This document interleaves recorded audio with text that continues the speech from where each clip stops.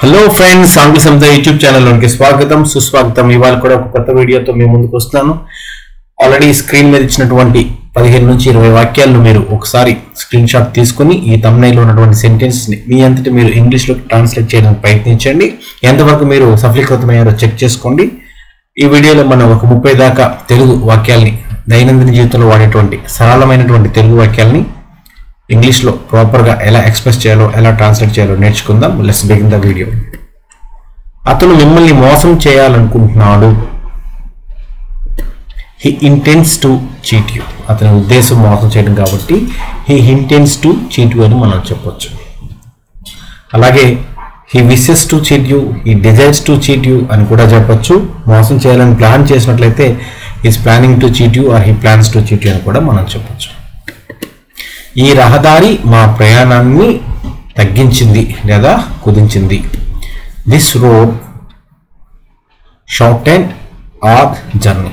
This road shorten our journey. ఈ కర్రను కుదించండి.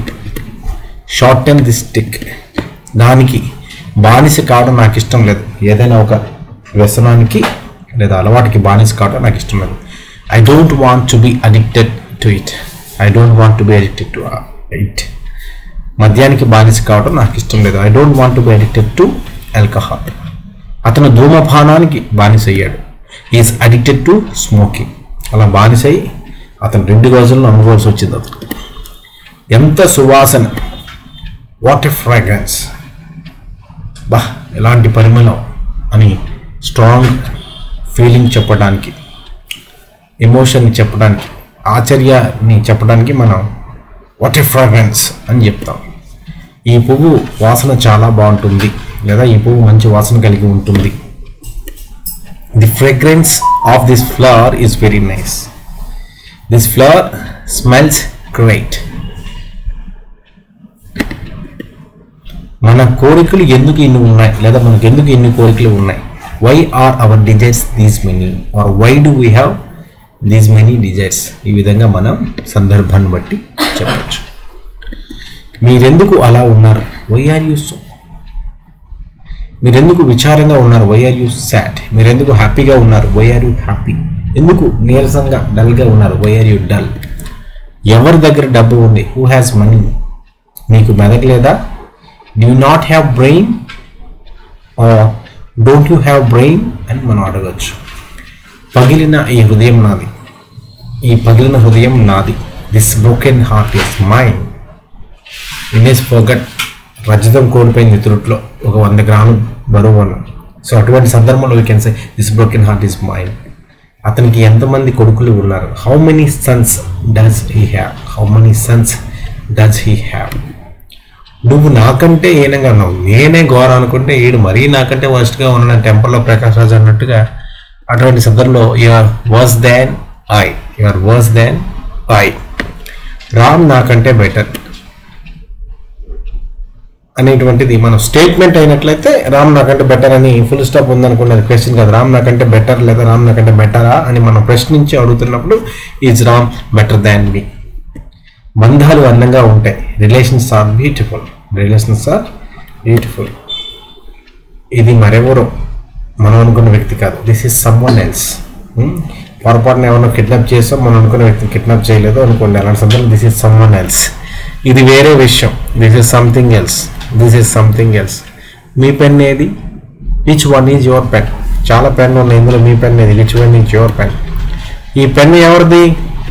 Who's is this pen or whose pen is this అని మనం అడగచ్చు. మీ వెనుక ఎవరున్నారు? Who is behind you. Who is behind you.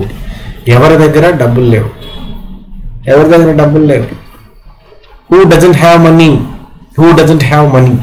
దేనికి బాధపడుతున్నారు? What are you sad for. What are you sad for. రాముడు ఈ ప్రదేశంలో ఎప్పటి వరకు ఉన్నాడు? Until when was Ram here in this place. Until when was Ram here in this place. నేను మీ ముందు నిల్చున్నాను. I was standing in front of you. మీ ఎదురుగా నిల్చున్నాను. ఇన్ ఫ్రంట్ ఆఫ్ అంటే ఎదురుగాని, ముందుగా, అహెడ్ అని కూడా మనం చెప్పొచ్చు. ఒకవేళ క్యూలో ఉన్నట్లయితే మనకంటే ముందుగా ఉన్న వాళ్ళని అహెడ్ ఆఫ్ మీ అని చెప్పొచ్చు. అభిముఖంగా మనకంటే ఎదురుగా ఉంటే ఇన్ ఫ్రంట్ ఆఫ్ మీ అని, ఇన్ ఫ్రంట్ ఆఫ్ యూ అని మనం వాడచ్చు. I was standing before you, ఇది కనుక లైన్లో కనుక మనం ఒకే డైరెక్షన్లో తిరిగి ఉన్నాం అనుకుంటే మనం I was standing before you or I was standing ahead of you అని చెప్తాం. కానీ ఎదురుబెదురుగా ఉన్నట్లయితే I was standing in front of you అని మనం చెప్తాం.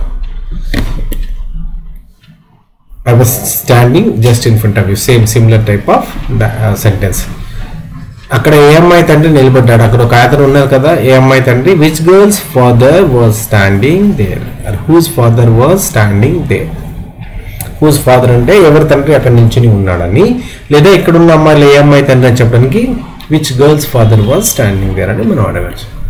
నాకు గిటార్ అంటే పిచ్చి, I'm crazy for guitar. So ఈ విధంగా మనం చాలా సింపుల్ సరళమైనటువంటి తెలుగు వాక్యాలను ఇంగ్లీష్లో ట్రాన్స్లేట్ చేయొచ్చు. స్పోకెన్ ఇంగ్లీష్లో మనం గ్రామర్ గురించి ఎక్కువ స్ట్రెస్ ఇవ్వకుండా ఎక్స్ప్రెషన్ మీద దృష్టి పెట్టి మనం చెప్పాలనుకున్నది అవతల వాళ్ళకి ప్రాపర్గా కమ్యూనికేట్ చేయగలిగితే సరిపోతుంది. ఈ విధంగా చిన్న చిన్న వాక్యాలను మీరు డైలీ లైఫ్లో ప్రాక్టీస్ చేయడం వలన మీ నాలుగు మీద ఇంగ్లీష్ తాండవం ఆడుతుంది, ఈజీగా మాట్లాడగలుగుతారు. Please subscribe to Ahal Samita YouTube channel and please share to your friends and keep learning English.